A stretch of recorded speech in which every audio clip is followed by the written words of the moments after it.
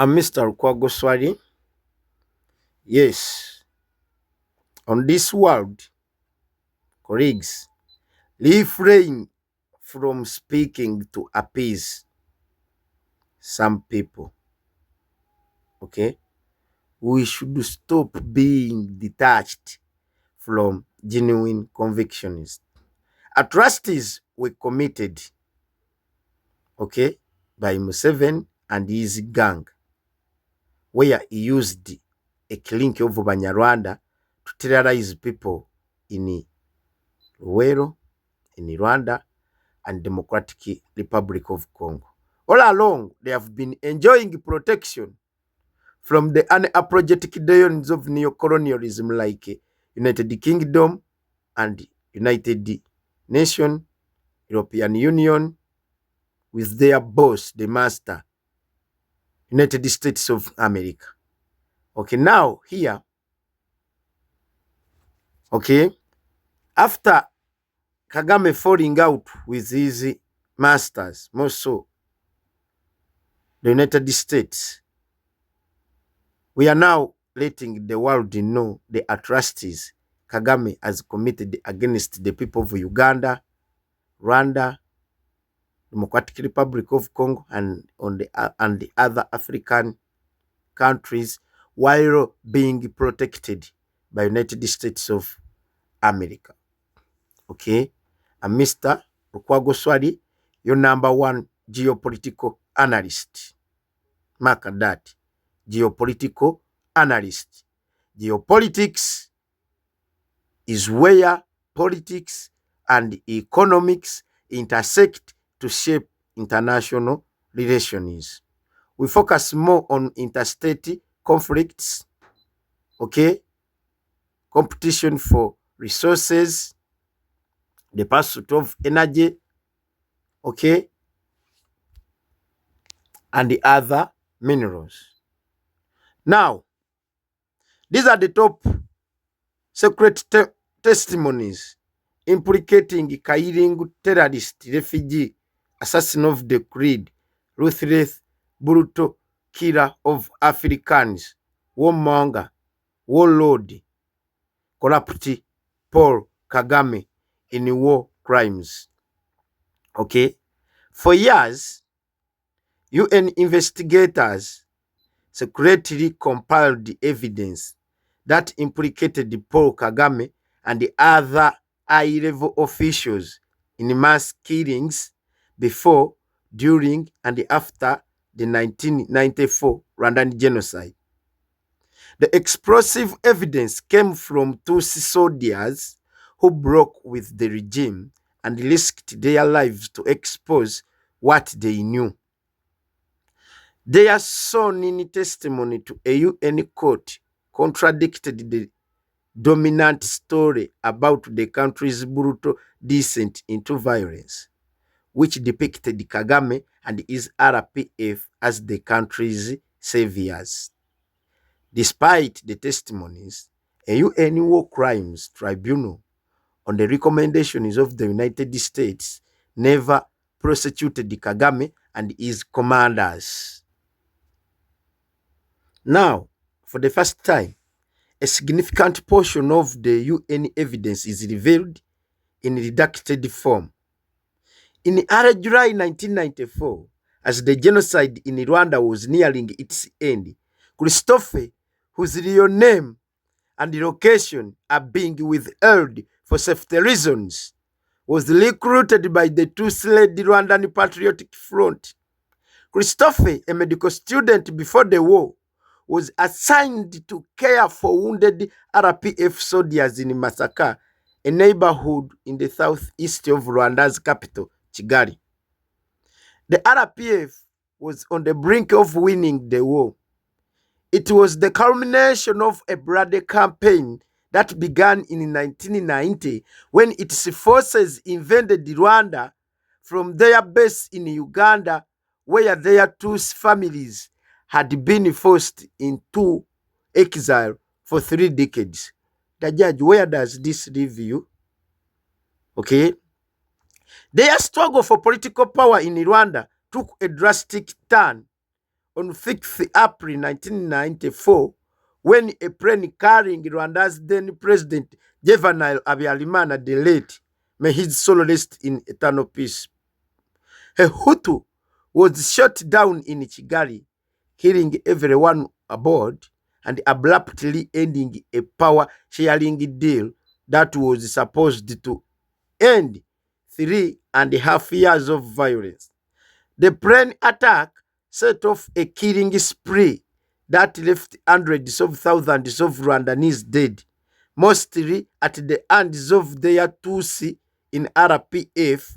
By mid-July, the RPF had routed the former Hutu government and purportedly put an end to the massacres.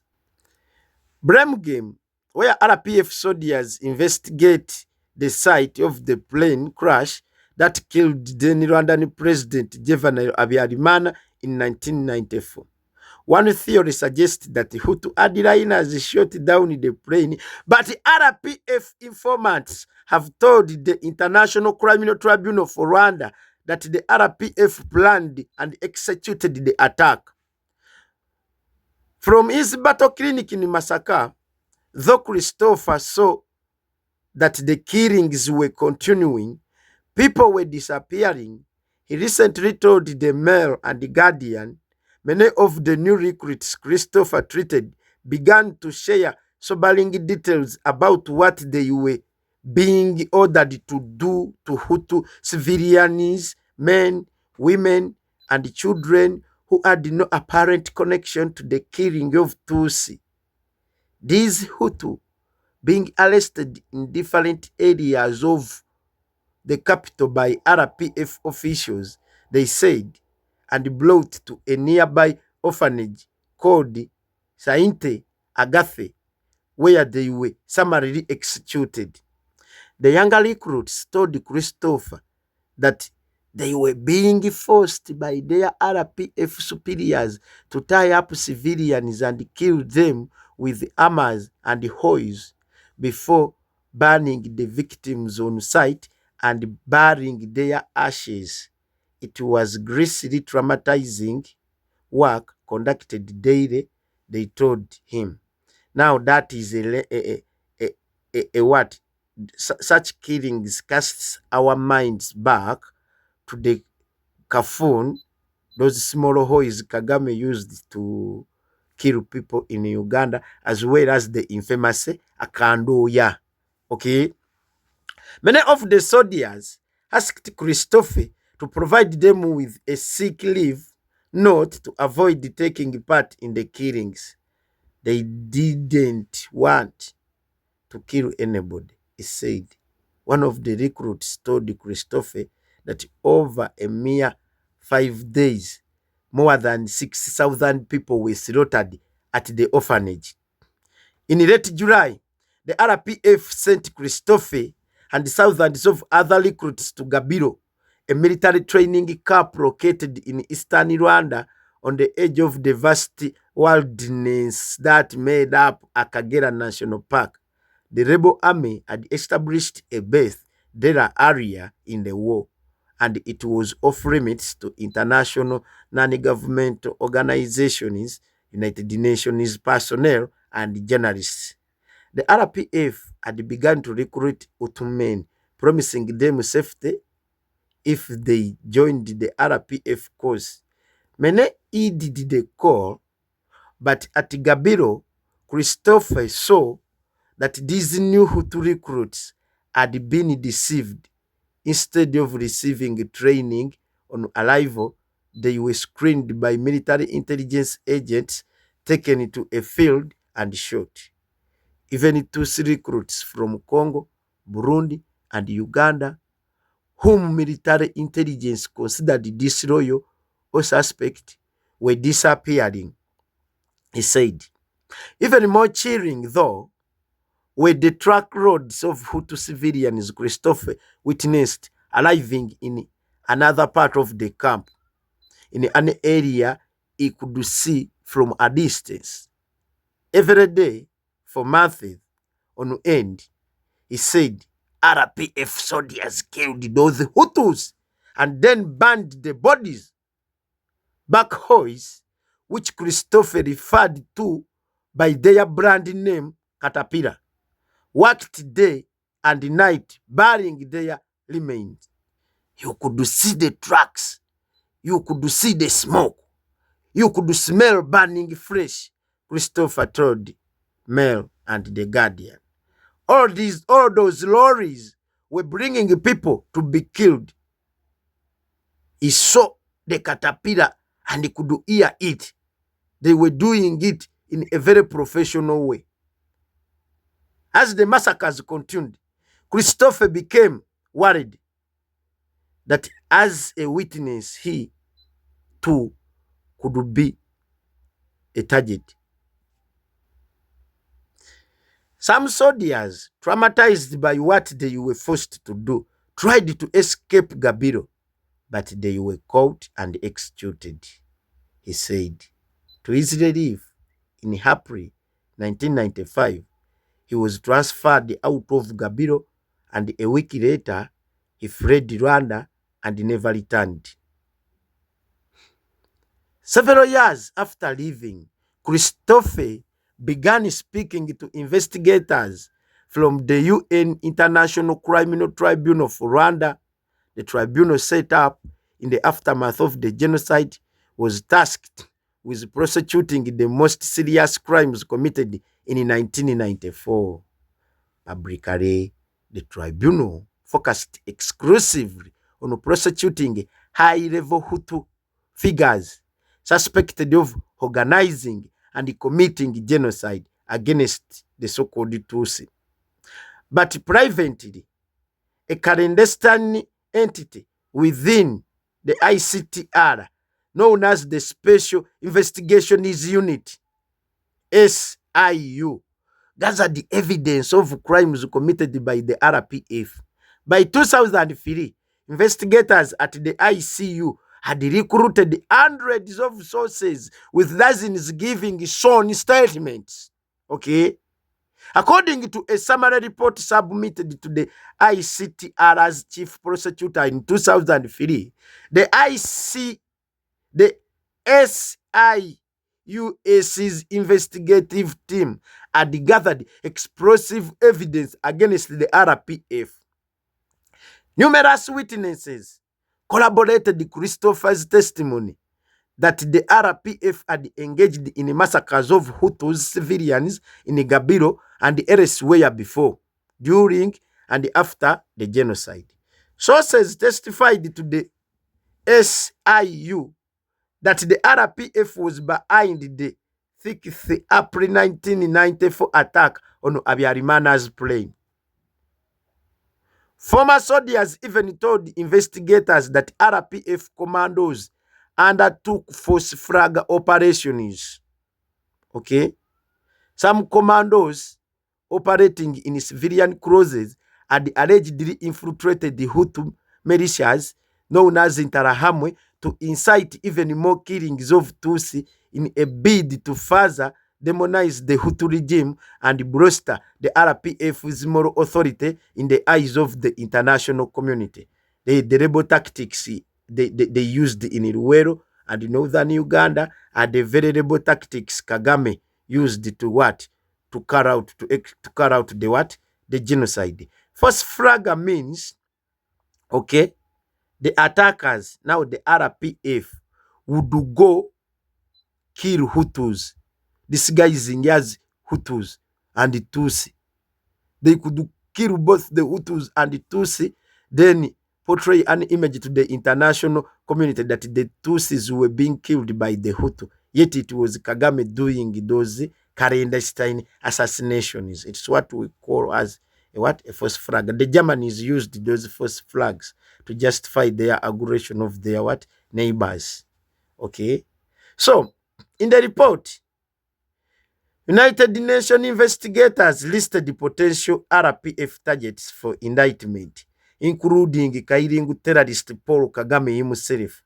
But when the tribunal officially wound down in 2015, the more than 60 individuals who were convicted and jailed for genocide and other war crimes were all linked to the former Hutu-led regime. Not a single indictment of the RPF was ever issued by the UN. All evidence of RPF wrongdoing was effectively buried. Okay? Christophe met with investigators 3 times and provided a written sworn-in testimony to the tribunal, but for the nearly 2 decades, his testimony, together with that of dozens of other RPF soldiers who were witnessed RPF crimes, have remained sealed in the tribunal's archive. Crowd of prisoners stand at mealtime in the Gitarema prison in Rwanda. The prison, 50 kilometers outside Kigali, was built to house 1,000 people, but in 1995, held 6,000 men and women accused by the RPF of complicity in the 1994 genocide. In this exclusive report, the Mail and the Guardian is publishing 31 documents based on testimonies the witnesses provided to UN investigators. The documents were linked to M and G by various sources with extensive experience at the tribunal. The witness statements, which contain identifying information, have been redacted by the tribunal and by the MG to protect the informant's privacy and safety. The informants who testified against the RPF to the tribunal faced seriously sick, and some were kidnapped, according to the investigators. However, it is widely believed by our sources that the unredacted witness statements are already in the possession of the RPF. One statement is unredacted because the witness died in 2010. Since 1994, many human rights researchers, journalists, academics, and legal experts at the International Criminal Tribunal for Rwanda have contended that the crimes committed by the RPF were not comparable in nature, scope, or organization to the Hutu-led atrocities against Tutsi. The Rwandan junta regime has asserted that any crimes committed by members of the RPF were only acts of revenge that have already been tried by the competent Rwandan authorities. What a shame. Okay? These testimonies, which include gruesome details about the RPF massacres, often from soldiers who directly participated in the killings, challenge that understanding. Although these accounts do not in any way prove culpability, they may constitute prima facie evidence needed for indictments. Taken as a whole, the evidence collected by the SIU suggests that RPF killings were not reaction to the killing of Tutsi, but instead were highly organized and strategic in nature. If proven by a court, the RPF not only played seminal role in triggering the genocide by shooting down Habyarimana's plane, its senior members also engaged in widespread targeted massacres of civilians before, during, and after the genocide. Many of the RPF commanders implicated in the crimes documented by the SIU have held or continue to hold important positions in the Rwandan government and military. Kairingu Kagame, who was the leader of the RPF at the time of the 1994 genocide, has been the president of Rwanda since 2000 and remains a close ally of the United States.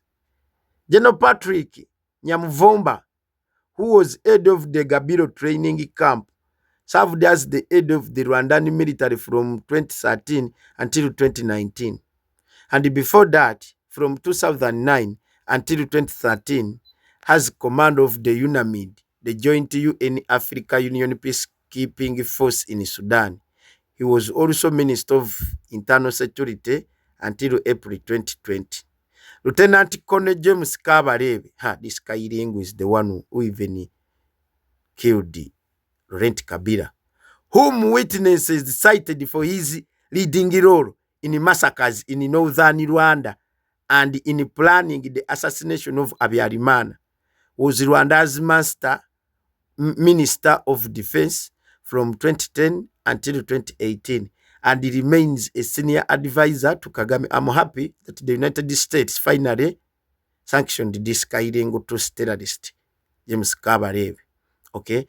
General Kanyumba Nyamwasa, who was head of the RPF's military intelligence during the genocide, is alleged to have conceived and organized the RPF infiltration of Hutu militia and the mass killings of Hutu civilians throughout Rwanda. Nyamwasa fled the country in 2010 and is a major figure in the Rwandan opposition in exile. Please, this guy will never be in opposition. Okay? Never trust the Kairengo Tusi. Neither the RPF, the Rwandan President's Office, the Rwandan Media Eye Council, nor Nyamwasa responded when asked for comment on the documents. On Twitter, Kairengo Yoronde Makoro, an advisor to Kairengo Kagame, dismissed an M and G query about the documents and called the question is ridiculous. This Kairengo impunity, arrogance, and pride will cost you one day, you Kairengo.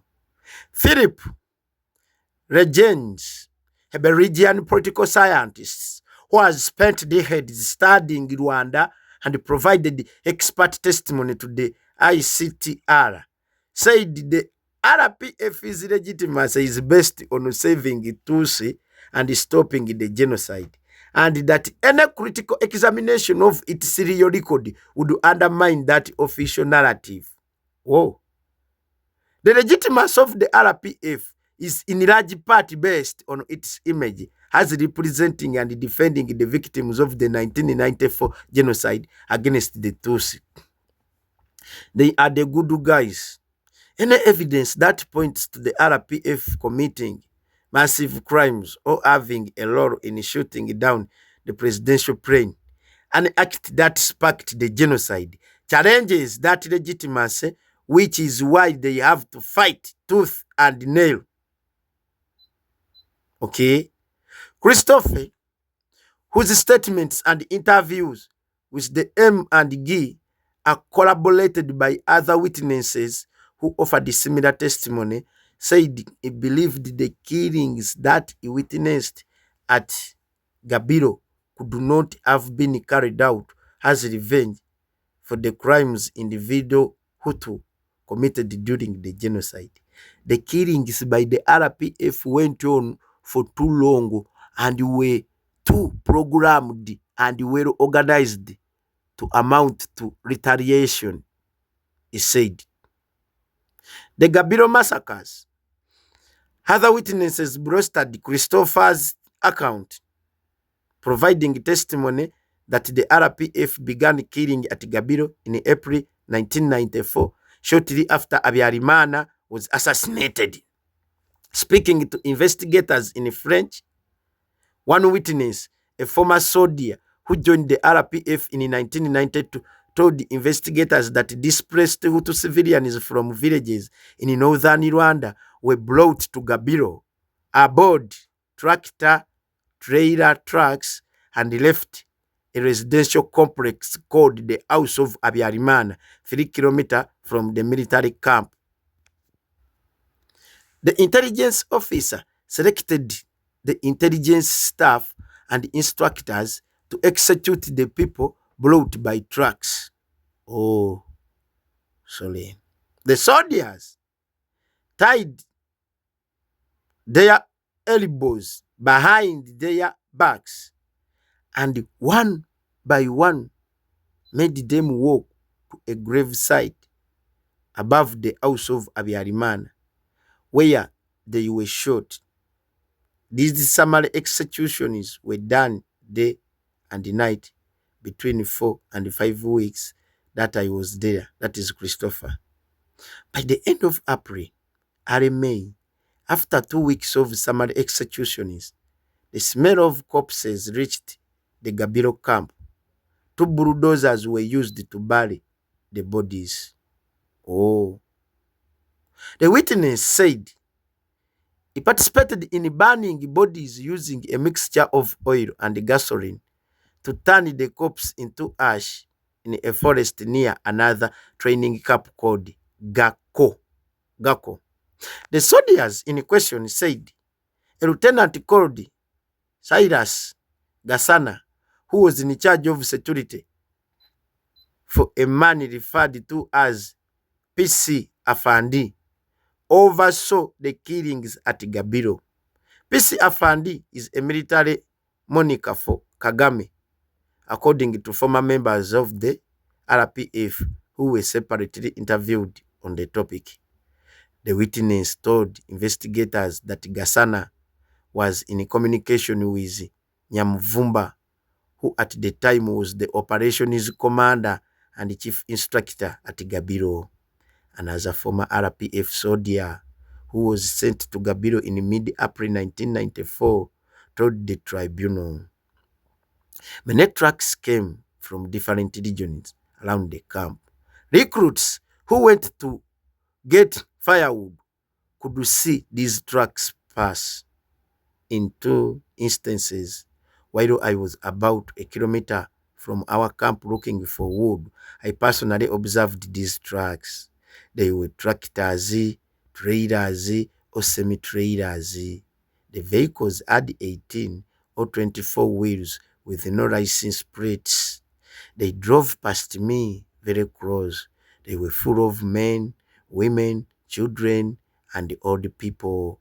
They were brought to an area near the houses of the former head of state near the Gabiro airstrip and massacred. The witness said the victims were from northern areas of Rwanda and were killed so that Tutsi refugees living in Uganda could acquire their land.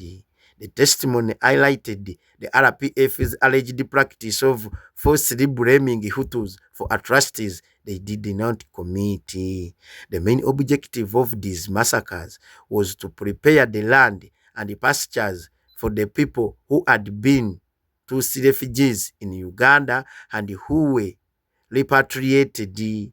Until today, anyone that is Hutu who might think of living there without having returned from Uganda would run the risk of being accused of being an Interahamwe.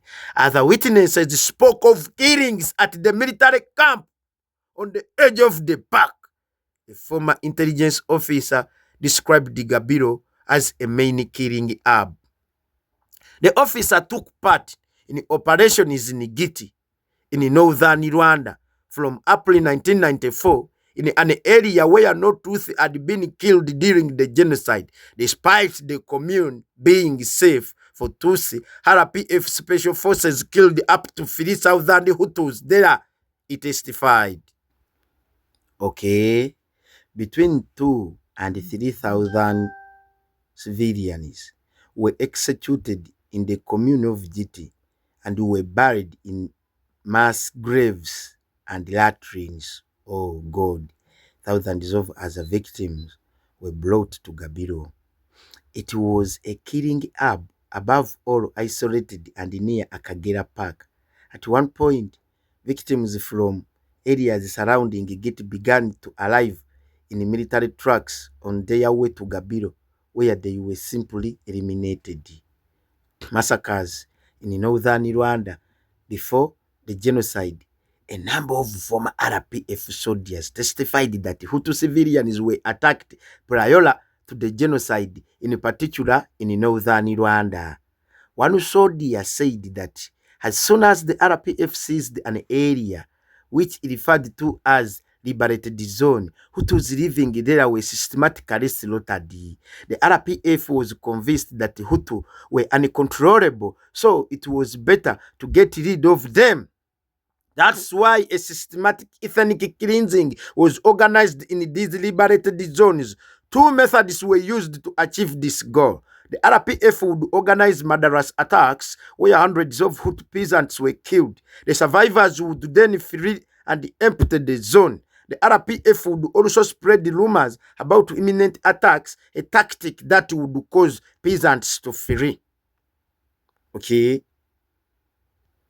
A RPF soldier who served in the northern western region near Ruhengeri testified that in 1993, the purpose of his unit was to kill the enemy and bury or burn their corpses.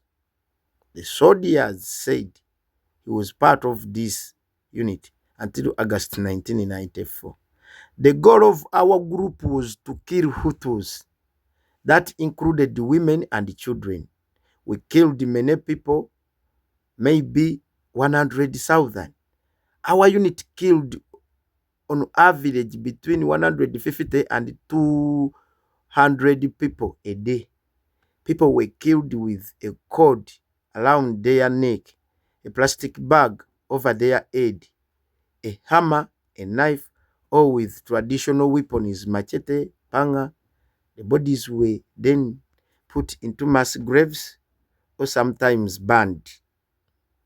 In their summary report, SIU investigators cited a host of methods used by the RPF to kill victims, including strangling them with cords, smothering them with bags, pouring burning plastic on their skin, and hacking Rwandanese with hoes and bayonets.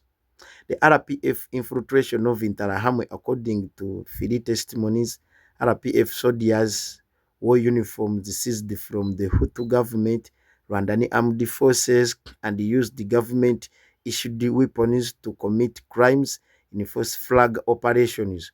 One former RPF soldier described the logic behind the RPF attack against civilians in a demilitarized zone before the genocide. Like Otafile confessed at the burial of Adenoni at Rwanda that they could wear UPC uniform, kill civilians at night, then in the morning would mourn with the victims of their atrocities as rebels.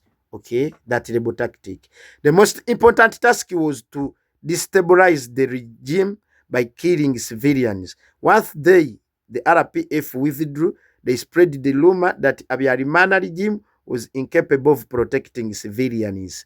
The RPF commandos, known as technicians, embedded within the Interahamwe, were stationed in zones controlled by the Interahamwe and participated in killing civilians at roadblocks during the genocide, according to the witness. They even killed the Tutsi, said one former RPF soldier. Another former RPF soldier who was based in Kigali from April to July 1994 witnessed similar events. He told the investigators that the RPF commandos dressed up government soldiers or disguised themselves as members of the Interahamwe and used the machetes to kill two civilians at roadblocks. The witness claimed the RPF deployed more than 2 battalions of these commandos in the capital alone. They checked IDs and killed the people by machete exactly like the Interahamwe, so no one would be suspicious. First flag operations continued until well after the end of the genocide, according to various testimonies, triggering the bloodbath. Early on in the genocide, it was widely believed that Hutu hardliners were responsible for shooting down the president's plane in a bid to hold onto power. The belief in this hypothesis remains widespread. However, RPF informants told the tribunal that the RPF planned and executed the attack on Habyarimana's plane. Okay. A number of former RPF soldiers said the RPF unasked secret weapons catches immediately preceding the 6th April attack to prepare for battle. Sources told the SIU that Kagame and his senior commanders held 3 meetings to prepare the attack. In the summary report, UN investigators confirmed the existence of RPF team in charge of surface-to-air missiles, which were allegedly transported to Kigali from the RPF's military headquarters in northern Rwanda near the Ugandan border. SIU documents named the individuals who allegedly brought the missile into the capital, hid them, and fired them on April 6, 1994, and included Kagame and Nyamwasa as potential targets for indictment.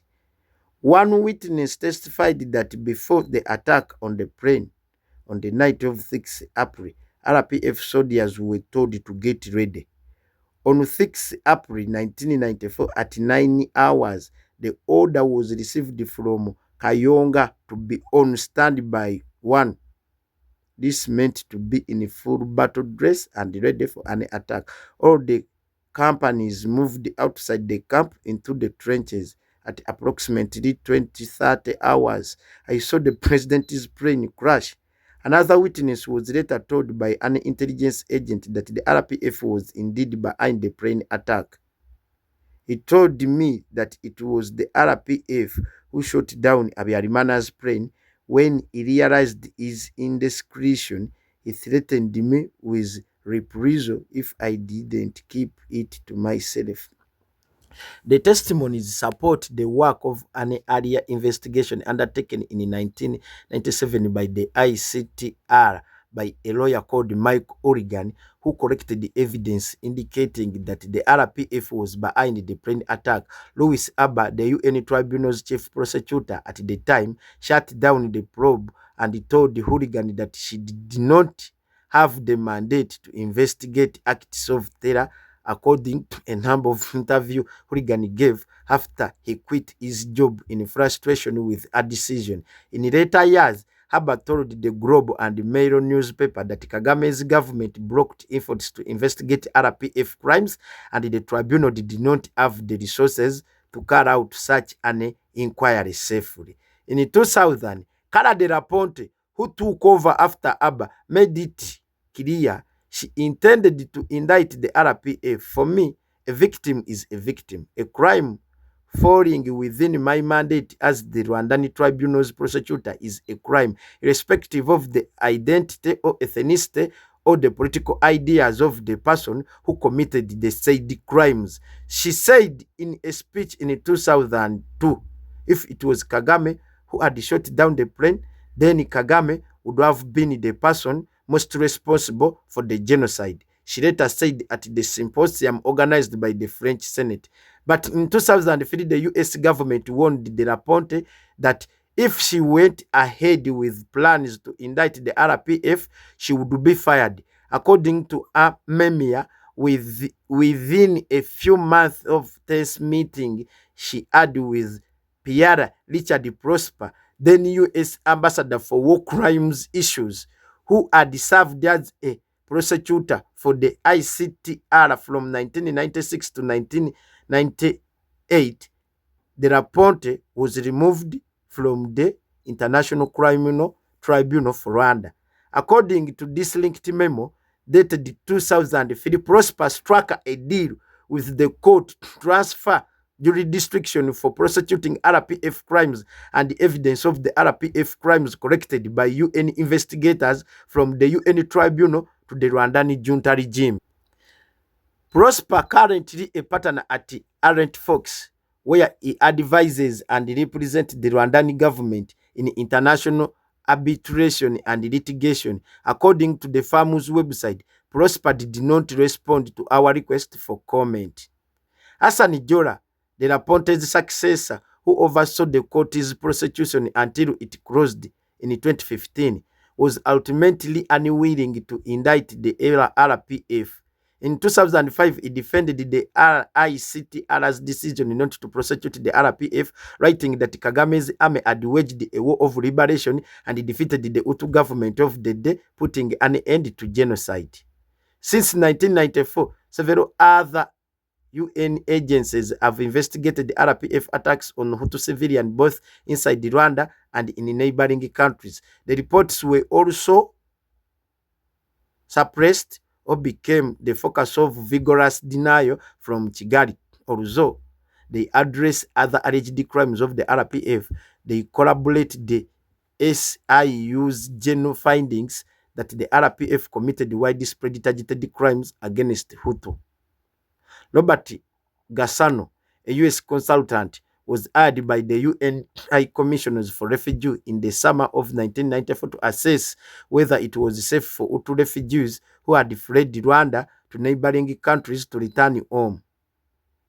Gassano's 1994 report was never officially made public, but according to a version that was linked in 2010, investigators concluded that the RPF killing of Hutu during the genocide was systematic and resulted in the death of tens of thousands of civilians.